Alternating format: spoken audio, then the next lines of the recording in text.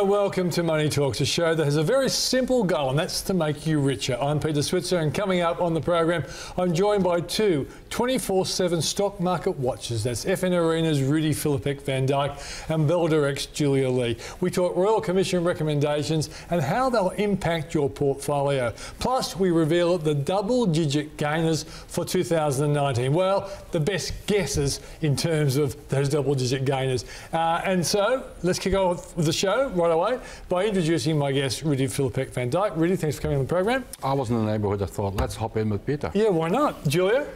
Always a pleasure, Pete. Okay. Now, we initially planned to do what are the stocks that really look good, considering the big sell-off we saw, before December.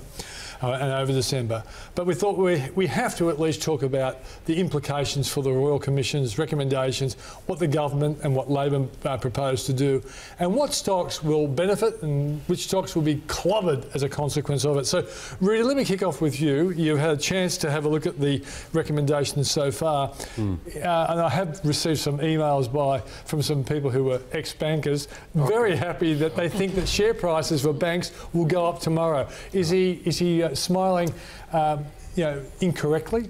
No, I think that's probably a fair assumption. I would hasten to say, though, that would be a relatively short-term phenomenon. We do get on Wednesday CBA reporting, and on Friday National Australia Bank. I would argue that those events are at least as important as the report today.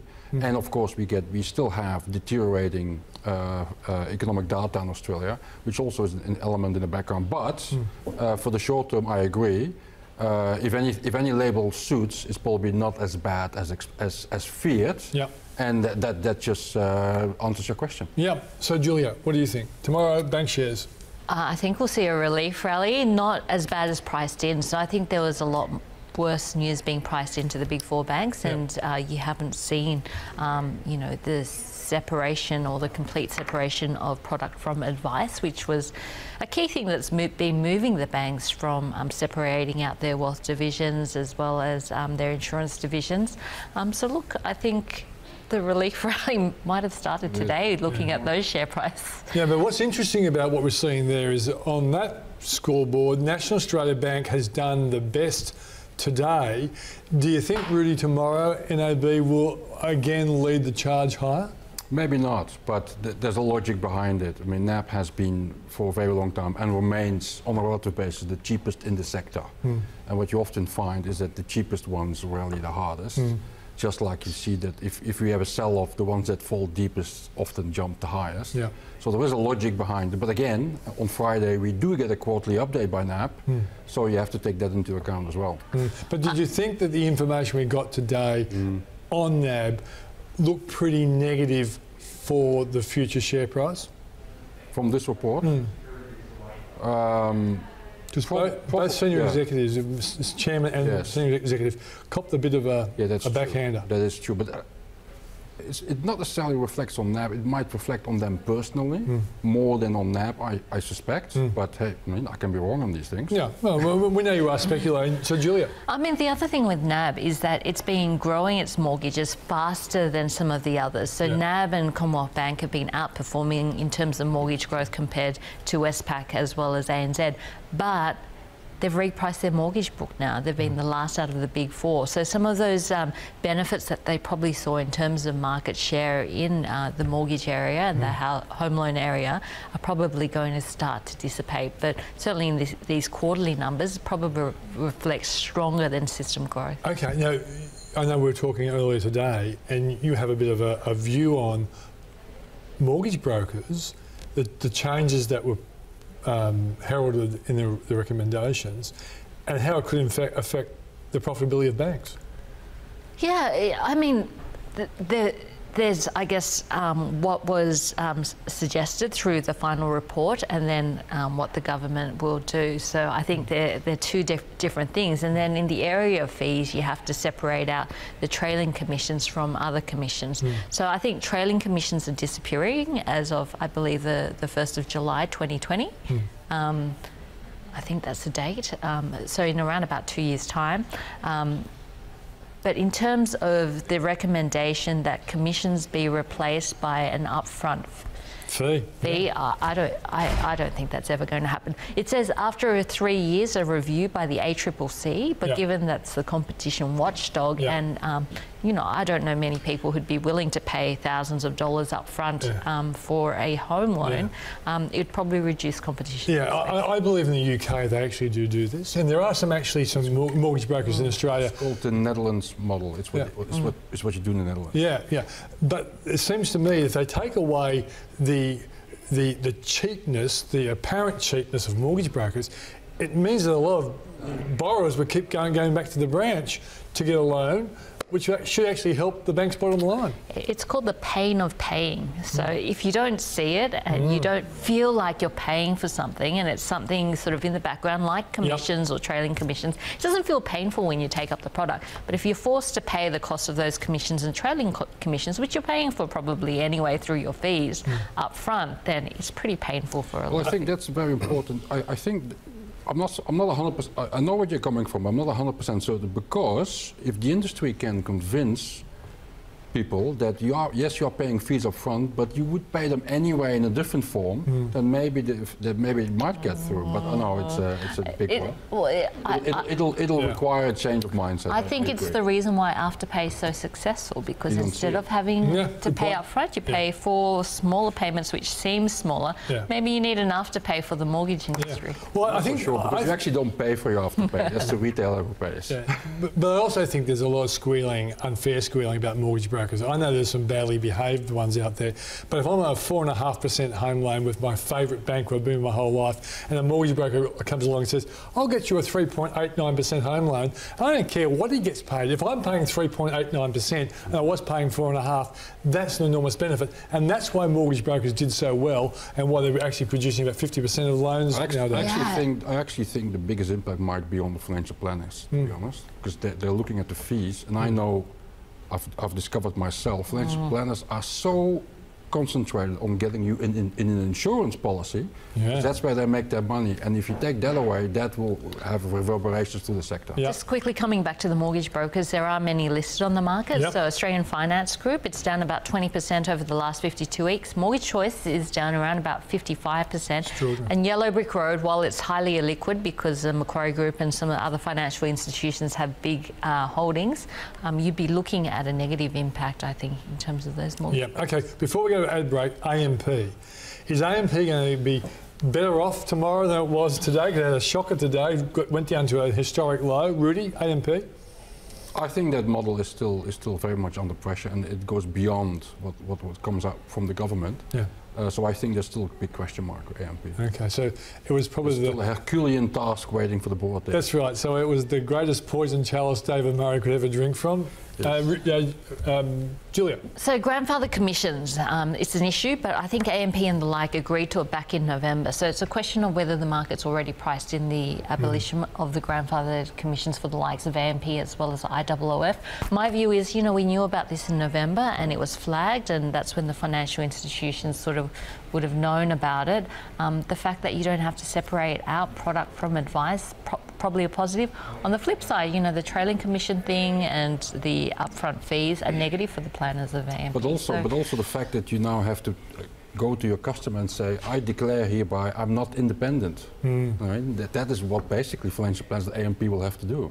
That's going to have a big impact. And even if the financial planning businesses of the banks that are going to be hived off and bought by somebody else, who's to say that they won't form relationships with certain other product providers and be biased because there's economies of scale to deal with that one, and it might not be the cheapest, it might not be the best product in the market. That's going to be very hard to police, I reckon. But in the old days, you know, you could sell your book or your financial planning business because of the grandfather commissions, but because of the new way, what is the value of your book? It might be that the financial planning side of the business deteriorates quite substantially in terms of the valuation that's given to that space. Also, the emergence of the likes of Net Wealth, Premium, Hub24, they really are changing the industry. So and that is to the detriment of AMP. Okay, guys. Well, we'll go to an ad break. When we come back, we'll look at other stocks that look like they're potentially double-digit gainers across 2019.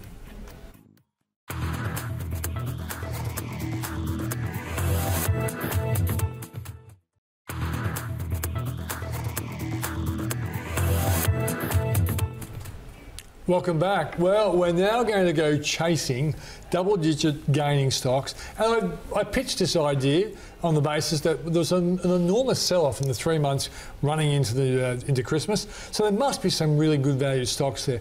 I actually went looking on Rudy Philippek Van Dijk's wonderful website, FN Arena, and looked what the analyst was saying about stocks that could gain over 10% or more. So here they are here.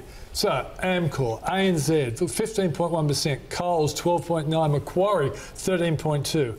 Let's have a look at some more. South 32, 15, Suncorp, 20.6, Westpac, 12.7, Woodside, 12.8. So even before the Royal Commission, a lot of the banks have, according to the analysts, upside. Let's go to the next group. Now, these are the stocks listed from 21 to 50. Aristocrat Leisure, 35. Caltex, 18. James Hardie, 38. Lendlease, 25. Oilsearch, 14.7. Origin, 21.5. QBE, 11.8. And Santos, 15.7. And I guess you can see the great reason for reading the Switzer report every Monday, because that's where I actually wrote the story about these stocks. But because Rudy's website was really important, let's kick off with Rudy. Rudy, you saw some of the stocks. Just say for the sake of argument, I did not pay you to say beautiful comments about my website. No, but you should. You should pay me. Okay. But the bottom line is, when I actually did the research and found that there were so many stocks, and they are good names, and my argument often is with these sorts of stocks, if you buy into a good name where analysts believe there's upside, even if they're not right, you're still got a good quality company, and a lot of them still pay good dividends. There's a few things. There's definitely a context here, and if we had this conversation a month ago, there would be like literally hundreds of stocks that had a potential of double digits. This was done about a week or two ago. Okay, because we do get these rallies, and for example, the likes of Rio, BHP, they've already closed the gap to a large extent. That's what the rally was for. But just to explain to people out there. Well, basically what we do is we take the valuations that all the stockbrokers put together for those stocks, and we calculate an average out of that. That's basically what we do. Yeah. And they do the difference with the share price, and you go like, oh, there's like quite a big difference. But what we should realize is there's a story behind, there's a reason why those stocks are not there yet. And usually there's a story behind it. Yeah. People are either questioning, for example, whether there's bad news coming out. Well, James Hardie, is the US billing cycle going off the boil? Well, they've issued two profit warnings, so there's your explanation, for example. So people should realize at home that we are at the verge of the February reporting season, so analysts will be updating all their forecast evaluations. Or downgrading or updating. Or updating, can go both ways. Yes. So those valuations can swing around a lot, depending on whether a company comes out and goes like, you know what, those promises we made last year, we're not going to make it. Yeah. It does happen. Or the opposite. Well, for example, we had Boral this morning. Boral would be double-digit potential, but then the company comes out and says like, you know what, we're not going to make it. And then of course the share price goes down. So that could be one potential reason why there was a double-digit gap, is because the market thinks like, maybe they have bad news to sell. Okay. But anyway, that's one potential. Okay, to give us a stock that you like, there's a double-digit gainer that you think will survive reporting season. And you, Juliet, you're next. Okay. Well, I take the obvious one, which must have fallen just outside of your research. That's CSL. Yeah.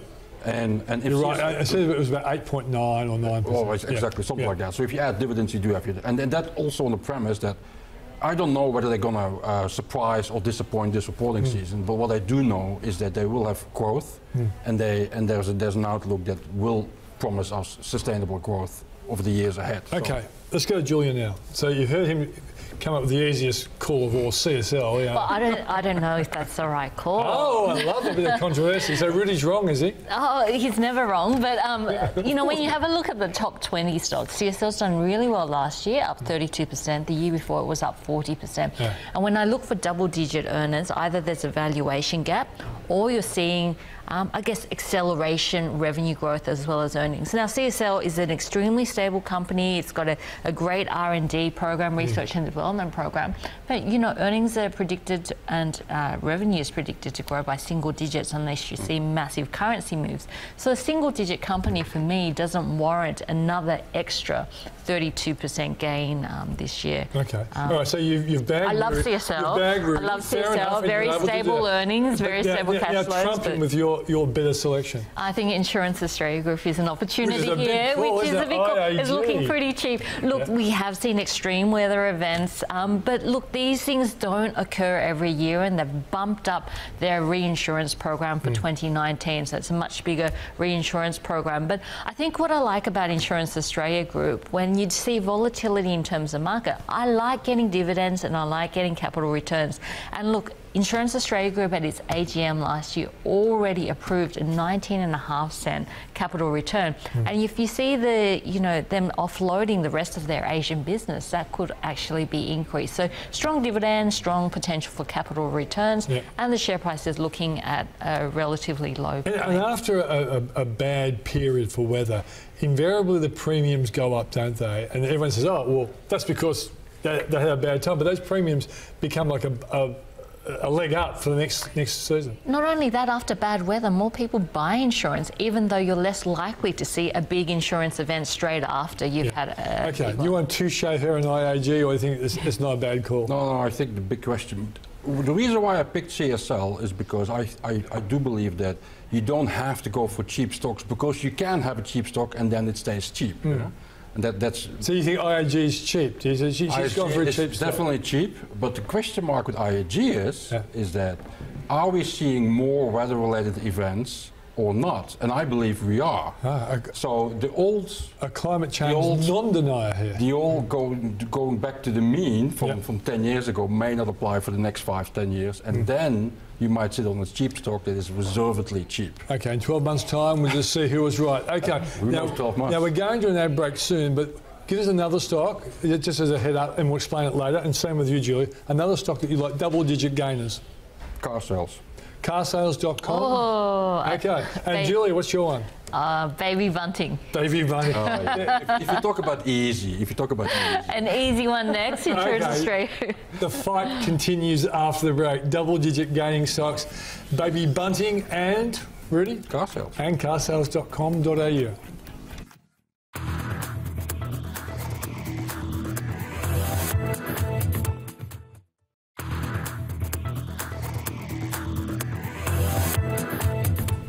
Welcome back to Money Talks, and we're talking double-digit gaining stocks. We haven't much time left. So, Rudy, you like carsales.com.au. Why? Because you will find that their business will be more resilient than the market is giving them credit for. And yes, there might be some weakness in the financing side and in the dealer side, but I do think they will prove more resilient, and that means the share price is too cheap. Okay, and so in your case, Baby Bunting. I've been in Baby Bunting stores recently.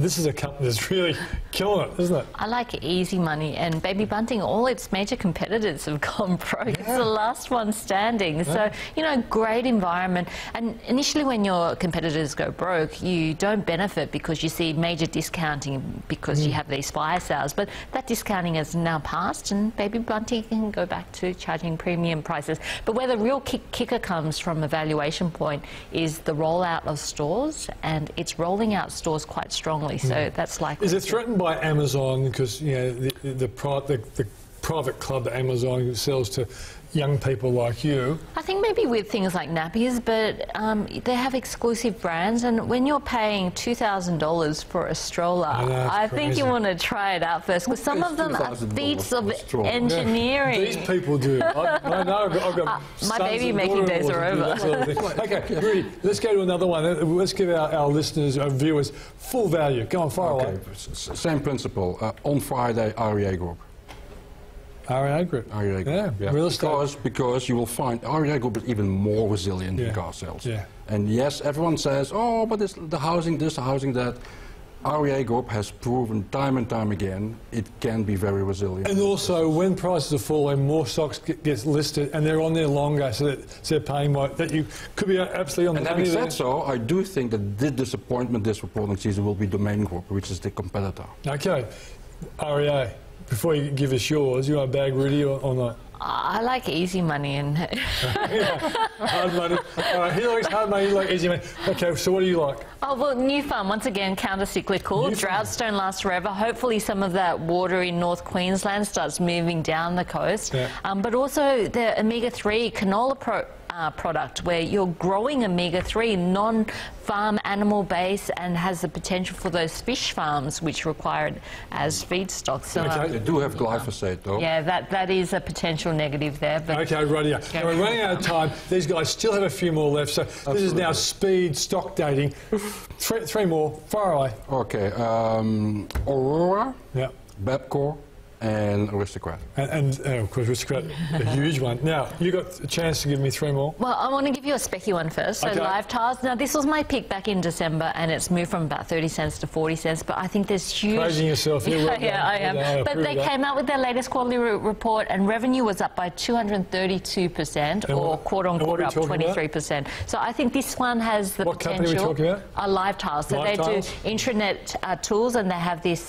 They have these chatbots with Microsoft. So they're working on the Microsoft partnerships. So it's AI, and I think this one has the Got any potential more? to Got blow any the more? lights out. Any more? Well, if you want a real specky one, Challenger. They've got some new products coming out Challenger, next they've year. been clobbered Deferred. lately. They've been clobbered lately, so she's Proper showing like warning, guts. You have a view on Challenger. What do you think? Yes, I don't like it because it's a black box and you don't really know exactly what goes in. Yeah.